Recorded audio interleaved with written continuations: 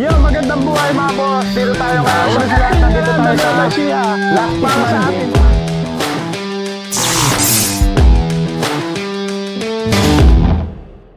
Yo, magandang buhay mga boss. Una sa lahat, nandito tayo sa Plastic Man Game Farm sa Jaén, Nueva Ecija. Ayan, napakaganda ng manukan nila, ano? Katatapos lang nila mag-band ng WPC. At syempre, kaya tayo nandito upang ipasubok sa kanila ang ating Pit Cobra products. Gawa ng Pit Cobra. So, ang ipipicture po natin ngayon ay si Sir Aldrin at ang kanyang magiting na handler na si Sir Romel. So, ano pang hinihintay nyo? Ipakilala natin si Sir Romel. Magandang tanghali po. Ako po si Romel. Under po ako ng Plastic Man Game Farm. 3 taon na po ako rin sa Plastic Man. Nagtatrabaho. Meron po kami rito ng SPR.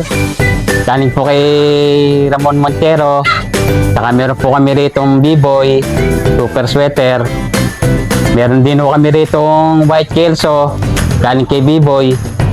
Meron din kami rito iskulin na bulik. Nagpapanalo yung mga bulik.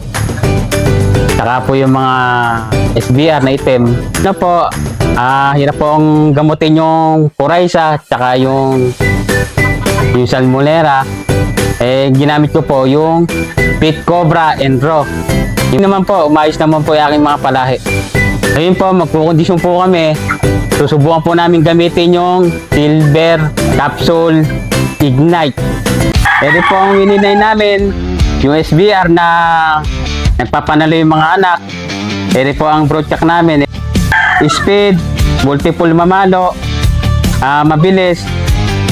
Yung po ang wininay ng Plastic Man Game Farm. Po yung bulig namin galing kay Iskulin, Superdome, Speed, malakas mamalo, mabilis. Eri po yung Super Sweater na galing kay B-Boy. Eri po yung isa pang winning line din namin.